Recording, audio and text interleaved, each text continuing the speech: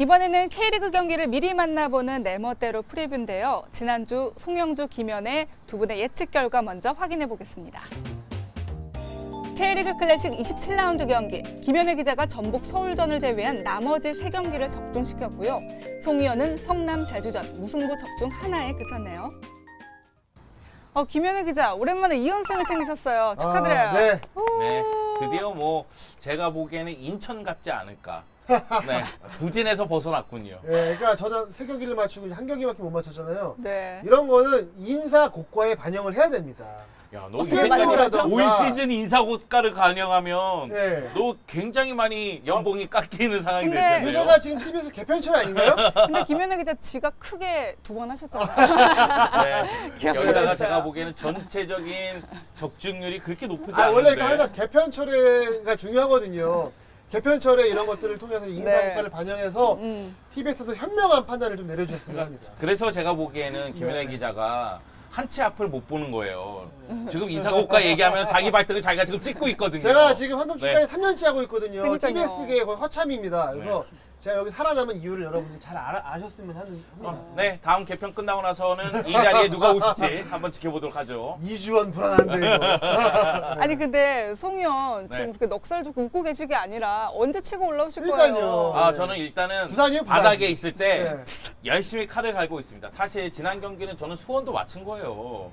신양 골키퍼 결정하면서 수원이 이길 것 같다고 제가 얘기했는데 다들 갑자기 그런 게 어딨냐며. 그런 게 어딨어요, 그죠? 네.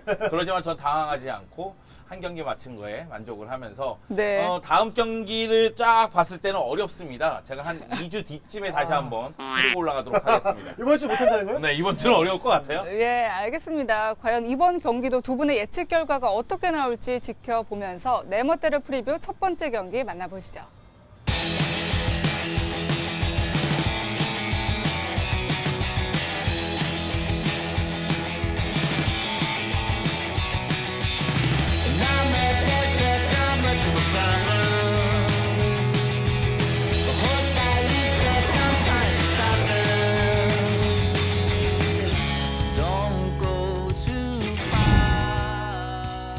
지난 22라운드 맞대결에서 치열한 공방전 끝에 무승부로 마무리됐던 제주와 인천이 다시 한번 만납니다.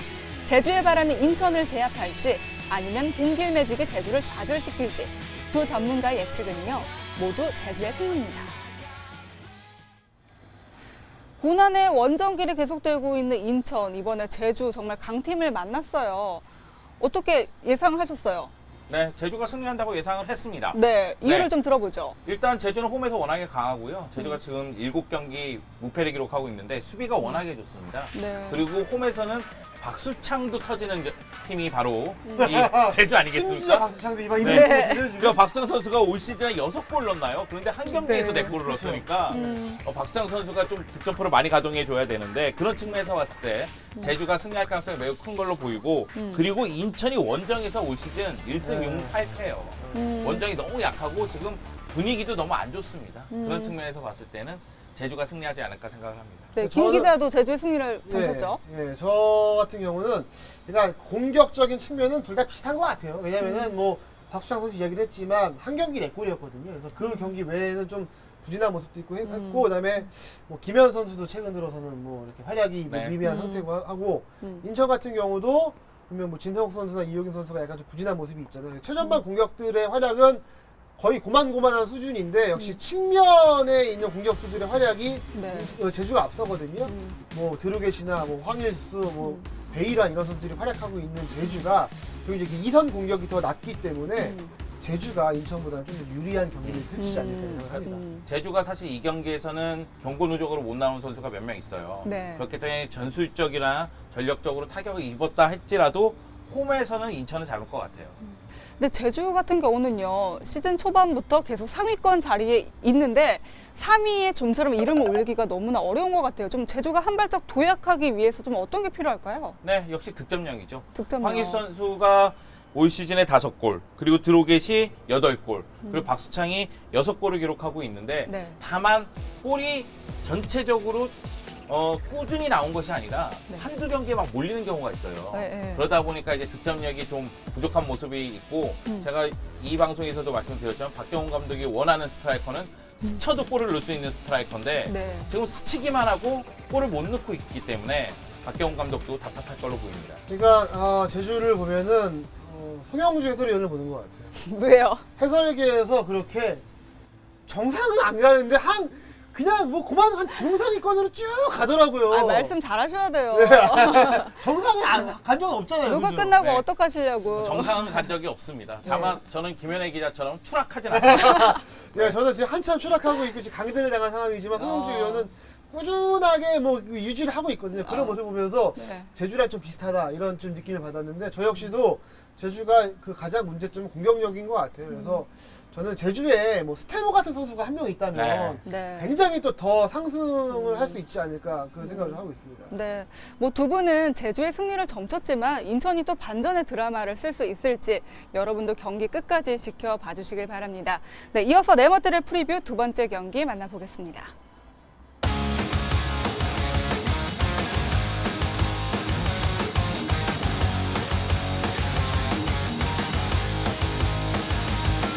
It's a new day, but it all feels old. It's a good life, that's what I'm told. But everything, it all just feels the same.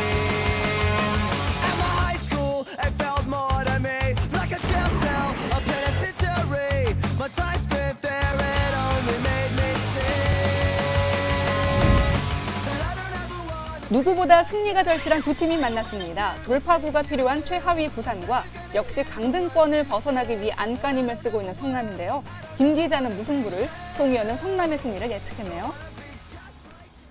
마음 같아서는 정말 두 팀에게 승점 3점을 주고 싶은데요. 먼저 네. 송 의원, 성남의 승리를 예측을 하셨는데 그 네. 분석의 이유를 좀 들어보죠. 저도 그 부산에게 승점 3점을 주고 싶습니다. 윤성호 감독 표정이 더욱더 어두워지고 있는 네, 상황이기 맞아요. 때문에 그렇지만은 성남의 최근 경기력을 무시할 수가 없어요. 네. 최근 성적은 좋지 않습니다. 최근 3경기에서 승리를 거두지 못하고 있지만은 그리고 황의조하고 김동섭이 부산과 부진으로 제 역할을 못하고 있는 것도 사실입니다. 네. 하지만 이선 공격은 날카롭습니다. 이선 네. 공격이 살아났거든요. 제파로프, 김동희, 김철우, 김태환 등이 종활약을 펼치고 있고요.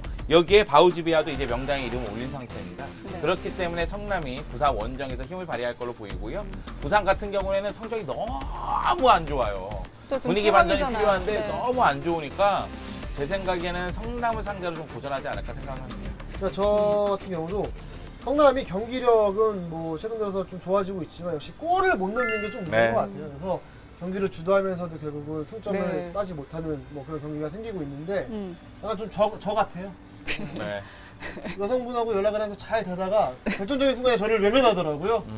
그런 모습을 보면서 성남 같다 이런 생각을 하게 됐는데 결국은 이번 경기도 성남이 부산을 상대로 좀 주도권을 잡고는 있지만 네. 결정적인 순간에 득점에 좀 실패를 하면서 음.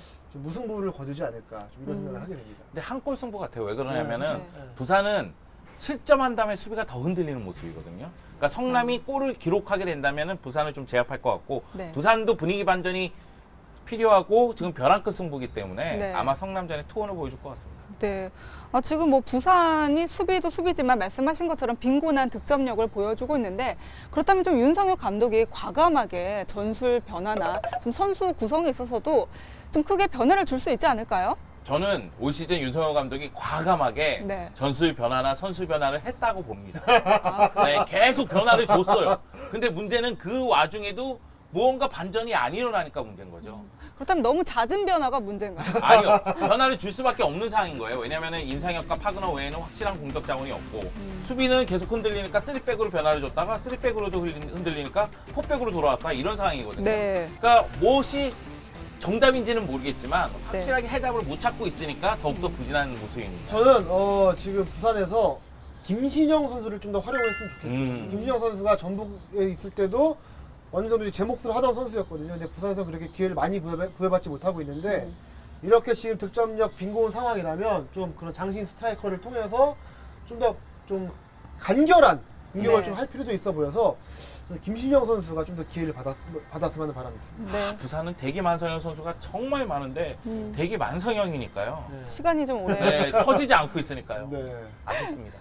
네, 송희원도 이제 곧 터지셔야죠. 네모대로 프리뷰. 지금은 되게 정말- 만성형이에요. 제가요. 네.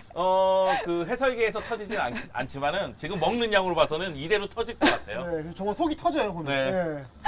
예, 그렇습니다. 어쨌든 부산으로서는 지난 성남과의 맞대결에서 4대2 대승을 거두면서 이번 경기에서도 그 기회를 엿볼 것 같고요. 반면 성남으로서는 그 쓰라린 패배 아픔을 서력하기 위해서 이번 경기 열심히 뛸 것 같은데요. 하위권 두 팀의 경쟁, 이번 경기도 기대해 보도록 하겠습니다. 오늘 네 멋대로 프리뷰 마지막 경기 만나보시죠.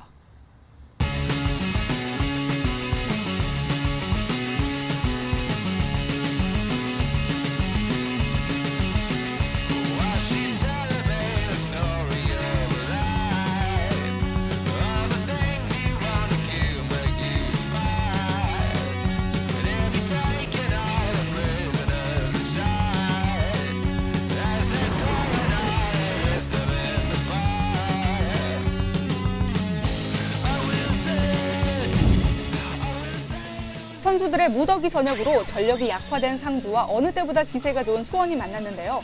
과연 상주는 막강 수원을 상대로 승리를 챙길 수 있을까요? 하지만 두 전문가의 예측은 수원의 승리입니다. 네, 지금 상주 박항서 감독은 심정이 참 허할 것 같아요. 선수들의 이제 변화가 많다 보니까 마음이 참 착잡할 것 같습니다. 네, 박항서 감독으로서는 머리숱이 더 없어질 수도 있는 상황이 될 것 같은데 무엇보다도 이근호도 없고 하태균 하태균도 선수도 없고. 그 전에 뭐 김동찬, 이승현도 먼저 나갔고 나갔고. 이호도 나갔고 주축 선수들이 다 떠나갔거든요. 네. 그런데 사실은 그럼에도 불구하고 상주의 선수 명단을 봤을 때는 나쁘지는 않아요. 무엇보다도 전방 쪽에 뭐 조동건이라든가 네. 이상호라든가 한상훈이라든가 모두 K리그에서 입증된 공격수들이거든요. 네. 근데 문제는 뭐냐면 수원전에는 또 조동건과 이상호가 못 나와요. 음. 왜냐하면 원 소속팀이 그렇죠. 수원이니까요. 네. 그러다 보면 상주는 제 실력을 발휘할 가능성이 희박하고 반면에 수원은 지금 기세가 등등하니까 아마도 상주를 제압할 가능성이 크죠. 그러니까 제가 앞서 말씀드린 것처럼 결국은 뭐 공격진도 공격진이지만 수비진의 차이도 큰 것 같아요. 그래서 지금 뭐 수원 같은 경우는 수비진이 굉장히 안정돼 있고 뭐 조성진, 해인의 뭐 민상 이런 선수들이 잘해주고 있거든요. 과연 이런 탄탄한 수원의 수비를 조동건도 없는 상주가 좀 뚫을 수 있을까라는 측면에서 봤을 때 좀 의문이 많이 들거든요. 그래서 저도 수원이 좀 어렵지 않게 적지에서지만 승리를 거둘 수 있지 않을까라고 예상을 합니다. 일단 제가 보기에는 이 경기에서 이기려면 박항서 감독이 경기 전에 트랙터를 타고 한 바퀴 돌아야 돼요. 그러면서 상대의 길을 죽여야 됩니다. 그렇지 과연 않고서는 기가 죽을까요? 그런다고 안 죽을 기가 것 죽어요. 같아요. 네. 근데 왜 얘기했어요?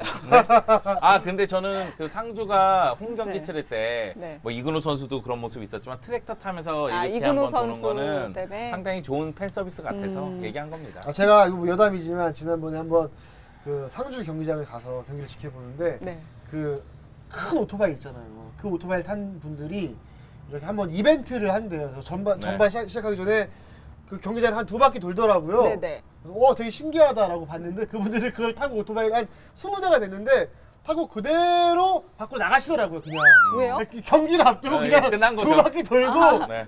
집에 가셨어요. 다. 그거 타고 그냥. 뭐야? 그리고 우리가 또 수원을 얘기를 해봐야죠. 네. 지난전에 포항 이제 승리를 챙겼고 그러면서 전북, 포항 두 양 강팀을 다 잡았는데요.